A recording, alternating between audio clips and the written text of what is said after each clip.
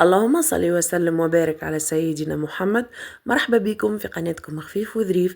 رجعت لكم فيديو جديد بوصفة كلها بنة ومنفعة وصحة للصغار والكبار.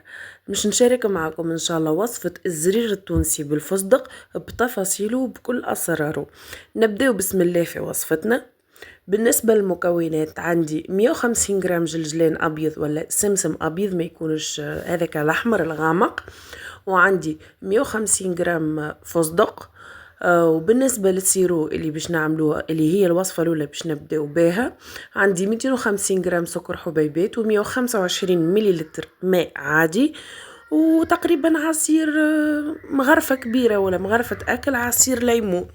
ناخذ كسرونة ولا الماعون اللي باش نطيبوا فيه السيرو، نحطوا كمية الماء اللي هي 125 مليلتر، وكمية السكر من بعد نضيفوها 250 جرام، والعصير متاع الليمون، يعني كلهم نحطوهم فوق بعضهم في البارد هكاكا، ومن بعد نهزوه نحطوه فوق النار تكون متوسطة، ما هيش قوية وما هيش ضعيفة، نحركوه شوية ونخليوه يطيب. ان شاء الله الكميات الكل والمقادير نخليهم لكم بالتفصيل في صندوق الوصف. هناك الا كان لاحظتوا السيروم تاعنا بدا يغلي، اللي عندهم ولا اللي عندها الترمومتر اللي تقيس به درجة الحرارة يلزم نوصلوه ل 110 111 درجة، ما نفوتوهاش السيروم تاعنا.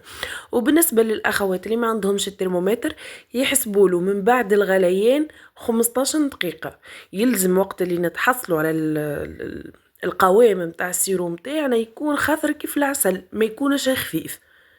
كيف ما قلت لكم الاخوات اللي عندكم الترمومتر نوصلوه ل 110 111 درجه ما نفوتهاش، اللي ما عندكمش تحسبوا له بعد الغليان 15 دقيقه.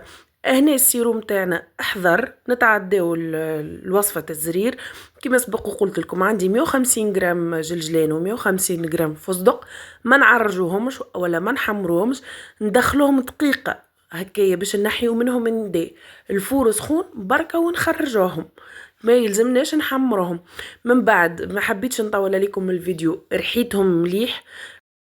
هو يلزمنا نرحيوهم، الفاكهة اللي عندنا يلزمها تكون بات، يعني الفاكهة تسيب بالزيت متاعها وتقريبا تولي كيف العجينة، ولكن للأسف الماكينة اللي عندي ما هيش قوية، اكتفيت بالقدر هذاك متاع الرحيان واوفت بالغرض كيف ما يقولوا فيه.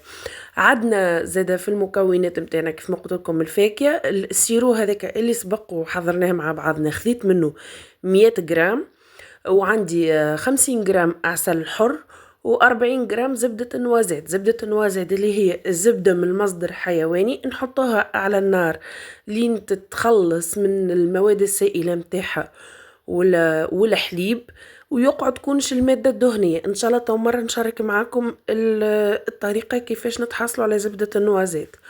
من بعد ناخد طنجرة نحط فيها الفاكهة العسل والسيرو، اللي ما عندهاش عسل حر ولا ما تنجم ما تحبش طعم العسل عادي تنجم تستعمل الكمية الكل من السيرو اللي سبق وحضرناه مع بعضنا.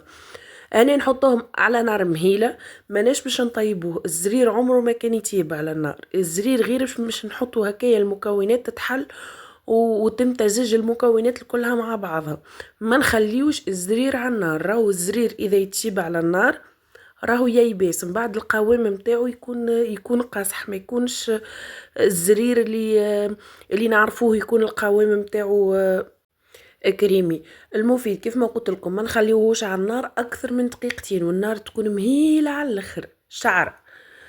نخليهم هكاك المكونات تمتزج. هنا اللي تحب تتحصل على لون اخضر مزيان تنجم تزيد قطره من الملون الغذائي.